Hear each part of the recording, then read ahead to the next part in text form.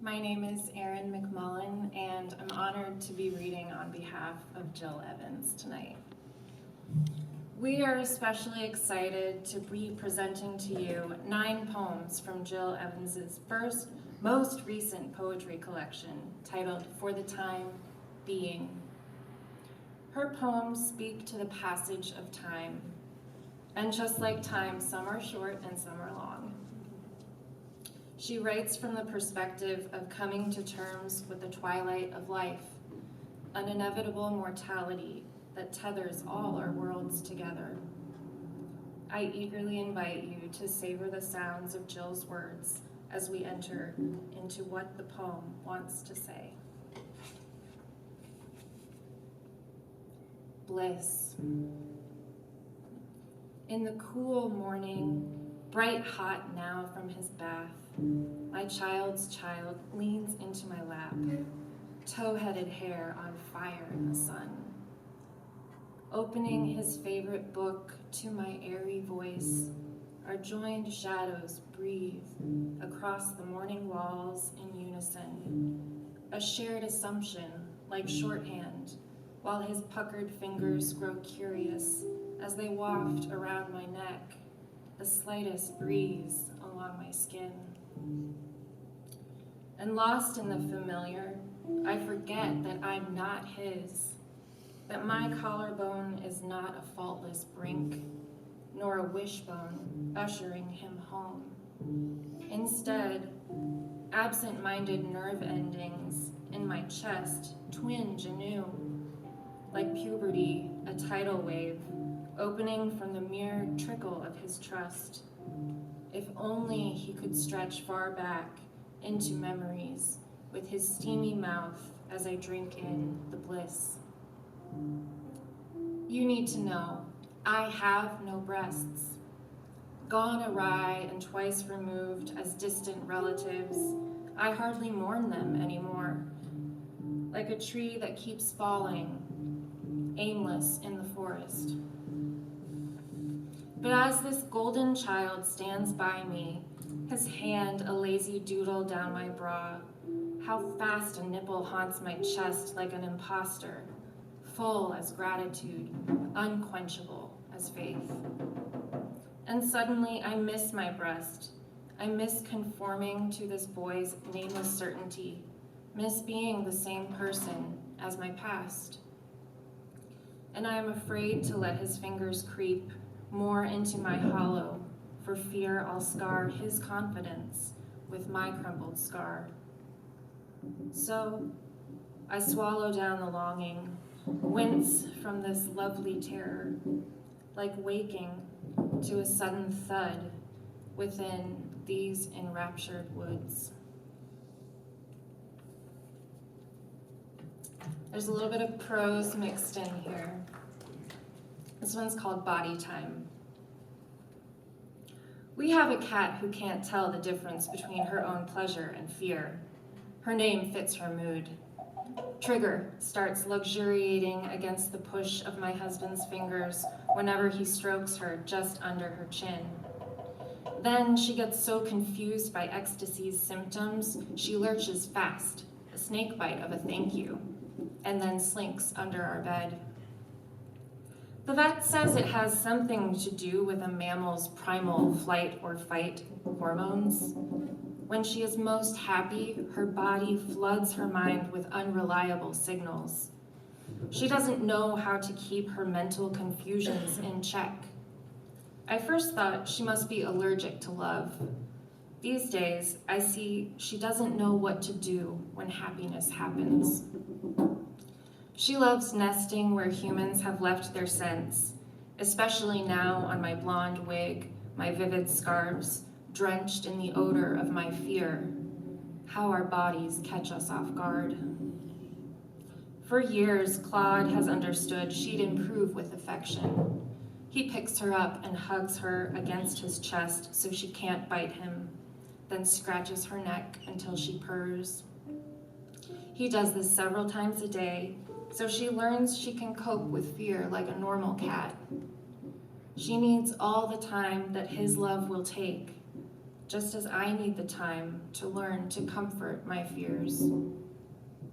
Maybe we'll even learn that this is what courage is all about. Not the arched back of danger, conquered by hissing and scratching and slinking away. It's how the body practices love, with its own gasps and purrs and fierce ways of clinging to what it needs with bared claws.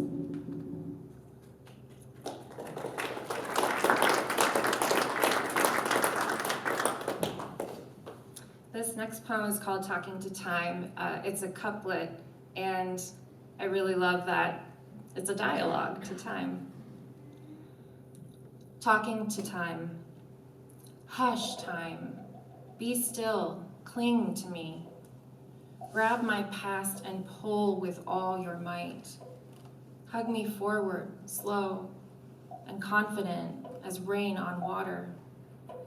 Become a frozen sunset, a heart-shaped galaxy. Don't be so eager to get going. Let me boss you around. Let me take you for granted.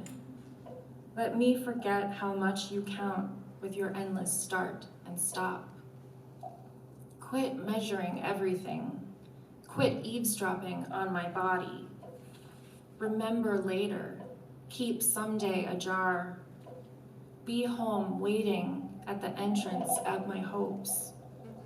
Be there, intimate as breath, invisible as wisdom. Be fierce as your power over all that sprawling life you shoulder. No matter matters more. Remain bottomless, my unbroken vessel. Contain me more and more.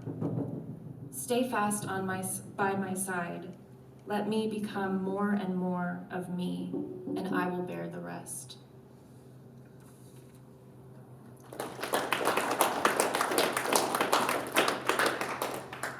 Turning the corner for Claude. I thought I saw your shadow as you turned the corner of our house. You loped, long-legged like a boy, your arms, the ones I know by heart, all tangled up in fallen tree limbs after last night's storm.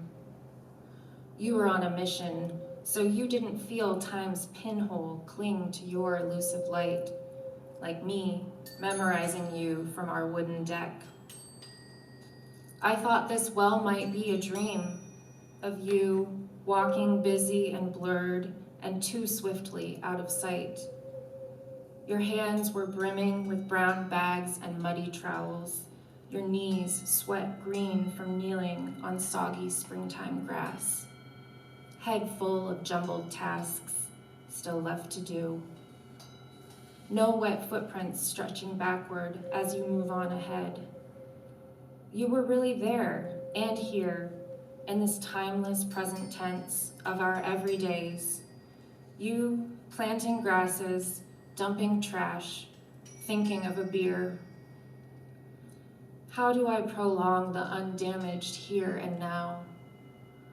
When a shadow of our future hovers just around a turning of our blooming garden.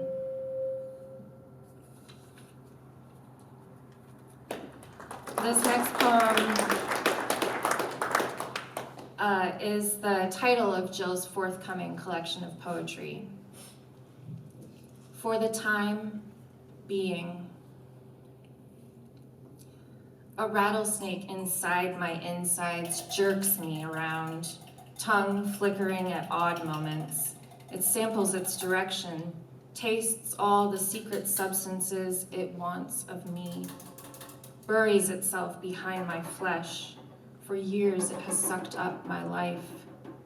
It slithers, shedding skin, slicing paths along the corridors of the viaduct that I am, looking for a bolus of its own kind to belong to cluster, to nuzzle, to grow wilder, and wait it out so that I cannot flee when its feral tail begins to quiver. So far, this serpent gives no warning how it wakes, when it winces, what it wants, or where. I grow cold-blooded from its sneaky silence. Each time it finds a fresh position, I flinch, newly pregnant with my mortality. It believes it belongs to me forever. That's the only certainty about your own death and birth. You don't know what you're getting into from either direction, except there's no going backward. For the time being, that's how it lies in wait, killing time, a someday away, mouth open wide, it feasts, grows fat, stutters on that further edge, while it promises to use the only thing it has to save its own life, mine. Heartfelt. How few words it takes to pace a poem from the soul. It begins always with the body. Any body will do. So much depends upon approximately everything that urge a pulse outside my heart as I try to overhear the speechless beats within the throbbing world. Here's another piece of prose. Jill and I agreed we all speak to ourselves in prose, and if we slow down and listen carefully, we might discover the poetry within it. The prose of a PET scan. I hardly consider mine a natural body anymore. Not after that luminous PET scan reduced the disease in my spine into a flattened landscape of bones. And after a blizzard of doctors blew in, squeezing me into the white coat pockets of their hectic days, alongside their cell phones and stethoscopes, and the astringent smells of patients they've just examined, those nameless ones who are surely braver than me. With each pass of the laser lens, my colorful life manages to hold stone still in this test, glowing nuances of gray and white. And all too soon, all of us are spying on the sinuous layers of me and stacked into visible sections so one-sided and bright, these images might easily be anyone. Anyone might be real. Tidy slides are tagged and labeled, drawn and quartered by an electronic glow. My thrown bones and entrails cast a sublime light we all huddle over, like a family gathered round a fire, waiting for the ghost stories to tell a long tale of terror.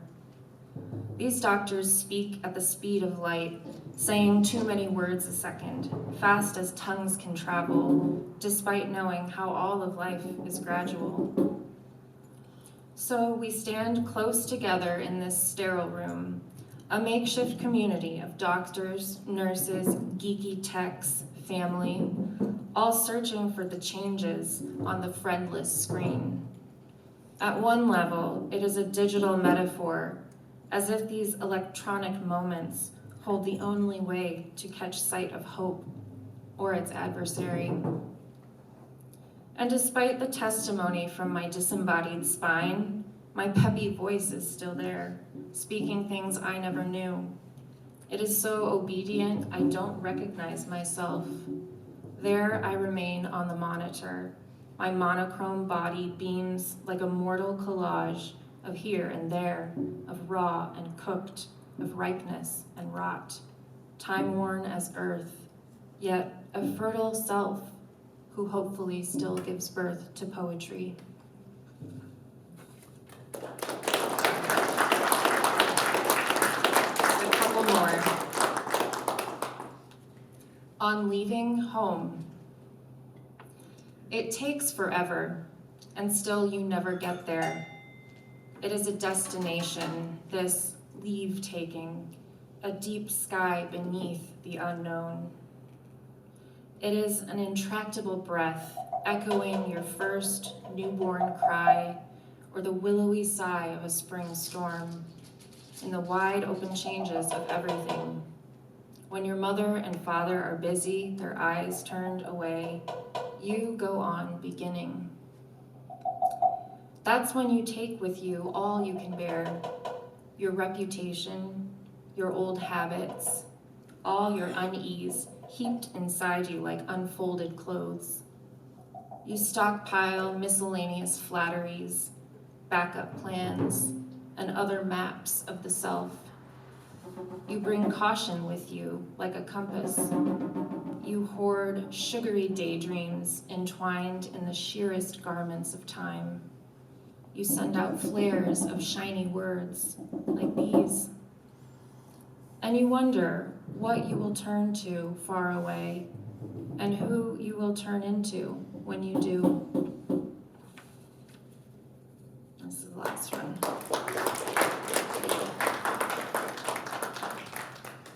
Embryos for Edmond Jabez. Poems are bodies that gestate and grow slow arms and legs to do things. Their ears develop first, their hearts come to life at the end.